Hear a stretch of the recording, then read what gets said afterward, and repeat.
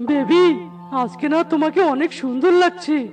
ধন্যবাদ ডার্লিং, তোমাকেও হ্যান্ডসাম লাগছে। মা গো মা, কি পটি পেয়েছে রে।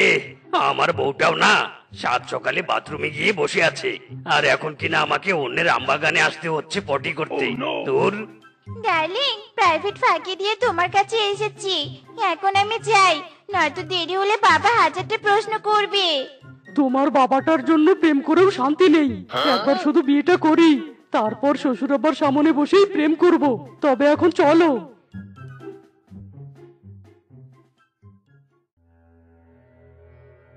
আরে আরে, এটা তো মদন কাকার ছোট মেয়ে রূপা, আর পাশের শিয়ালটা তো কদম কাকার ছেলে মনে হচ্ছে। এরা এমন হাত ধরে চলছে কেন? তার মানে এরা দুজন প্রেম করতে এখানে এসেছিল। বুঝেছি। আরে, ওটা তো দিদি। রূপা, ওই শিয়ালিনী তোমার দিদি হয়? হ্যাঁ, আমার সেবা দিদি। চলো চলো পালাই, দিদি দেখে ফেললে কেলেঙ্কারি হয়ে যাবে। হ্যাঁ স্বামী, ঘরে কোনো বাজার নেই, তাড়াতাড়ি বাজার করে নিয়ে এসো। ঠিক আছে, যাচ্ছি।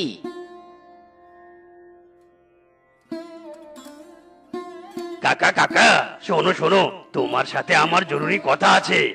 কি কথা রে কিংকং, বল। আমি আজ সকালে বাঘ মামার বাগানে পটি করতে গিয়েছিলাম। পটি করতে গিয়েছিলি, সেই কথা তুই আমাকে বলছিস? এটাই কি তোর জরুরি কথা? দূর হ বজ্জাত সামন থেকে। আরে কাকা, রাগ করো না, আমাকে কথাটা তো শেষ করতে দাও। ও আচ্ছা আচ্ছা, ঠিক আছে ঠিক আছে, বল কি বলতে চাস। আমি আম বাগানে পটি করতে যাওয়ার পর দেখলাম তোমার মেয়ে রূপা কদমের ছেলে পিসকির সাথে প্রেম করছে। কি? রূপা ওই গরিব কদমের ছেলের সাথে প্রেম করে? আজ ওর একদিন কি আমার একদিন।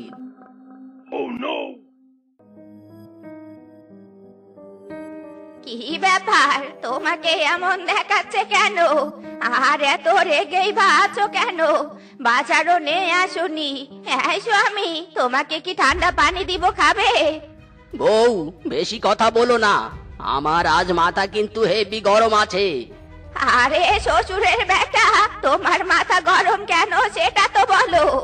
শুনতে চাও কেন গরম? শোনো, তোমার ছোট মেয়ের কাহিনী শোনো। হায় হায়, বলছো কি? আজ মন চেয়েছে আমি হারিয়ে যাব, হারিয়ে যাব আমি তোমার সাথে। লা লা লা লা লা। এই যে এসেছে লাট সাহেবের বেটি। বাবা, মিথ্যে কেন বলছো? আমি লাট সাহেবের বেটি নই, আমি মদনের বেটি। হয়েছে হয়েছে, বুঝেছি। তা তোর গুণধর বোনটা কোথায় রে? আমি তো জানি না ও কোথায়। এই যে এসেছে তোমার ছোট মেয়ে। কি ব্যাপার, সবাই ভাবে আমার দিকে তাকিয়ে আছো কেন? এই রূপা, এই তুই এত সকাল সকাল কোথায় গিয়েছিলি? কোথায় আবার? প্রাইভেট পড়তে গিয়েছিলাম। তা প্রাইভেটটা বুঝি বাগের আমের বাগান, আর মাস্টার বুঝি ওই গরিব কদমের ছেলে ফিসকে, তাই না? না মানে, মানে বাবা, আসলে। চুপ কর, আমি কোনো আসলে নকলে শুনতে চাই না। আমার এই বড় মেয়েই একমাত্র ভালো আদর্শ শিয়ালিনীর মতো শিয়ালিনী হয়েছে। উফ, বাঁচলুম। বাবা আমাকে সন্দেহ করেনি, বরং আমার প্রশংসা করেছে। এই রূপা, তুই কেমন রে? হ্যাঁ, এই বয়সে প্রেম করিস? আমাকে দেখে কিছু শিখতে পারিস না? আমি তো কোনো প্রেম টেম করিনি। হ্যাঁ হ্যাঁ, তোকে দেখে তো শিখেছি। তুই যেমন আমতলায় বসে মিসকে দাদার সাথে প্রেম করিস, তেমনি আমিও করেছি, বুঝতে পেরেছিস? হায় হায়, কি শুনলাম আমি এসব, কি শুনলাম? শেফাও প্রেম করে, তাও আবার মিসকের সাথে? হায় হায় রে, আমার মান সম্মান সব শেষ রে।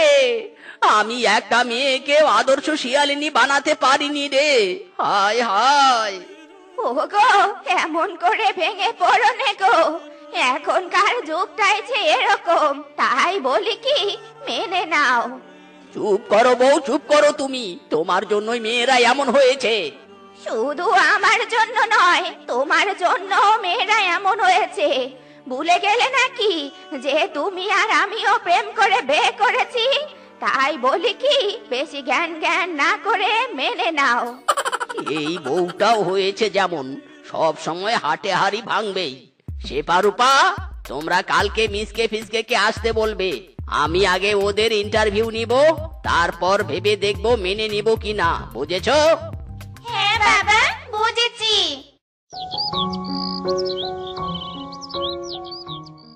তা বাবা মিসকে, তুমি কি কাজ করো? না মানে মানে হবু শ্বশুর বাবা, আমি কিচ্ছু করি না। আচ্ছা, আর ফিসকে তুমি কি কাজ করো বাবা? হবু শ্বশুর আব্বা, আমিও কিচ্ছু করি না, আমিও বেকার। আচ্ছা আচ্ছা, তোমরা বেকার তাই তো? দাঁড়াও, আমি আসছি।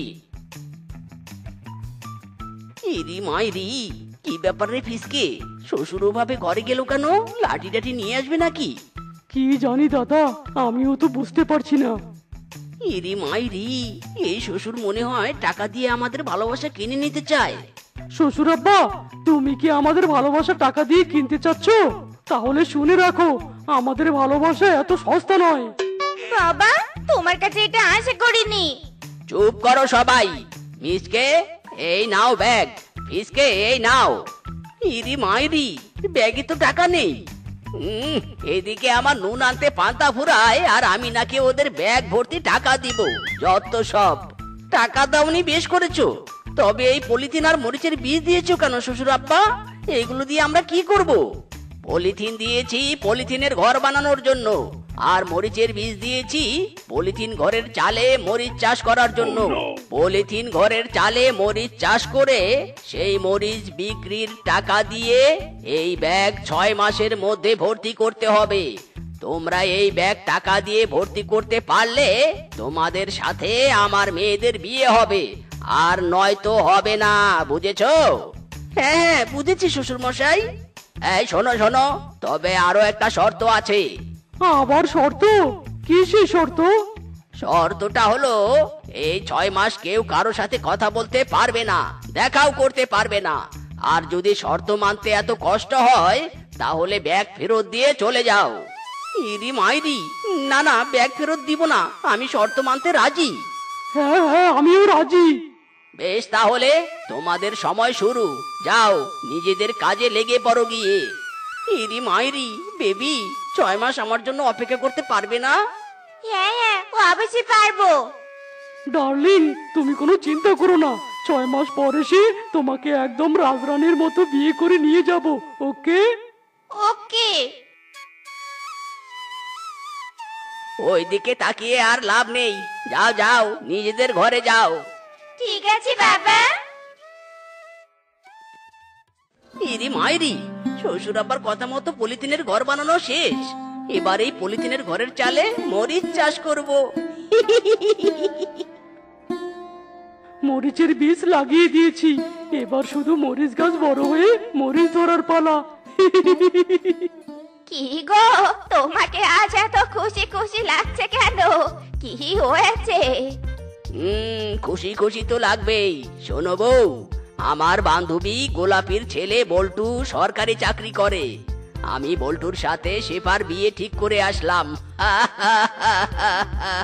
কি বলছোটা কি? এদিকে একটা ছেলেকে কথা দিয়ে আরেকটা ছেলের সাথে মেয়ের বিয়ে ঠিক করেছো? সেপা তো রাজি হবে নে।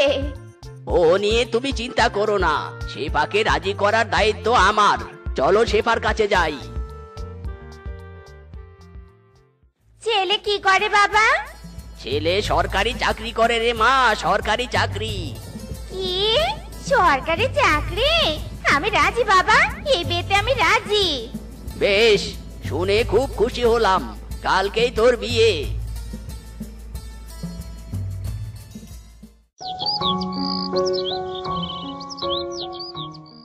ইরি মাইরি, শ্বশুর মশাইয়ের শর্ত পূরণ হয়েছে।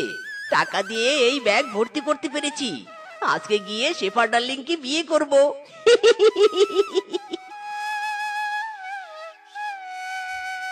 শ্বশুর আব্বা, শেফা ডার্লিং, কোথায় তোমরা? বেরিয়ে এসো, আমি ব্যাগ ভর্তি টাকা নিয়ে এসেছি।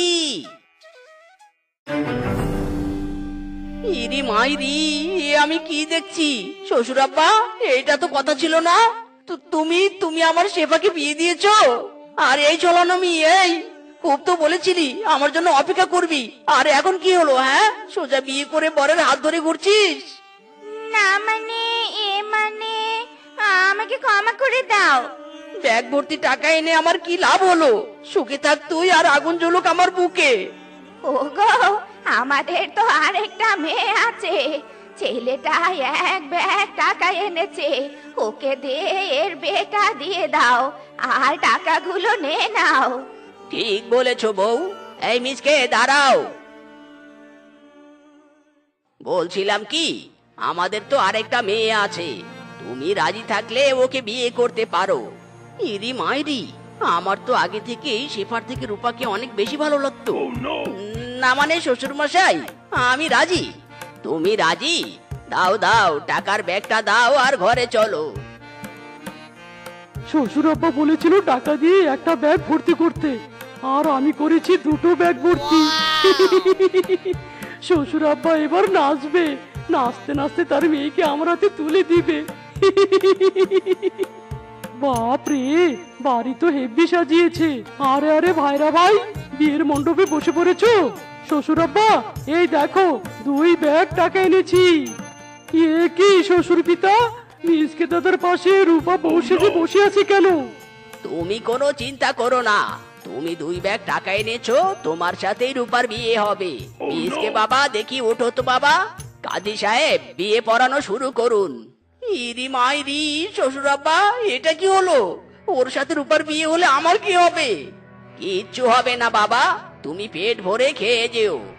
আর আমার টাকা ফেরত দাও। তোর টাকা বিয়েতে খরচ হয়েছে। ইরি মাইরি রে, আমি অত কিছু বুঝি না, আমার টাকা ফেরত দাও, নয়তো আমি পুলিশে বিচার দিব। মাইরি! কি, পুলিশে বিচার দিবি তাই না? দাঁড়া দাঁড়া, দেখাচ্ছি মজা।